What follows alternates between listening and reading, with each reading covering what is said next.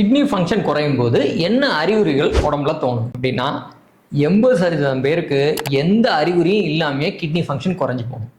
மிச்சம் 20% பேருக்கு தான் அறிகுறிகளே தெரியும்.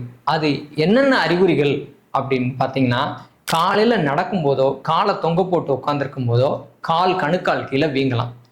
நைட்டு படுத்துட்டு காலையில் எந்திரிக்கும் போது கண் பட்டையை சுற்றி வீங்கலாம். இதெல்லாம் உப்பும் தண்ணியும் உடம்புல ஜாஸ்தியாக சேர்றதுனால. சிறுநீர் கழிக்கிறனுடைய ஃப்ரீக்வன்சி ரொம்ப ஜாஸ்தி ஆகலாம். அது பகலை விட நைட்டு 4 தடவை யூரின் போகலாம். இது 2வது அறிகுறி. 3வது இரத்த சோகை ஏற்படலாம். ஏன்னா கிட்னியிலேருந்து எரித்ரோபாய்டின் அப்படின்னு ஒரு முக்கியமான ஹார்மோன் வருது. அதுதான் இரத்த மஞ்சையில போய் அந்த ஆர்பிசி இரத்த சிவப்பணுக்கள் உருவாகிறதுக்கான தூண்டுதலை கொடுக்குது. அப்போ இந்த எரித்ரோபாய்டின் சுரக்கிறது நின்று போயிடுச்சுன்னா கிட்னி டேமேஜ் ஆனதுனால ஹீமோகுளோபின் கம்மியாயிடும். அப்போ இரத்த சோகை ஏற்படும். இதனால ஒரு அயற்சி, ஒரு வீக்னஸ், நம்ம சாதாரணமாக செய்கிற வேலைகளை செய்ய முடியாமல் போகலாம்.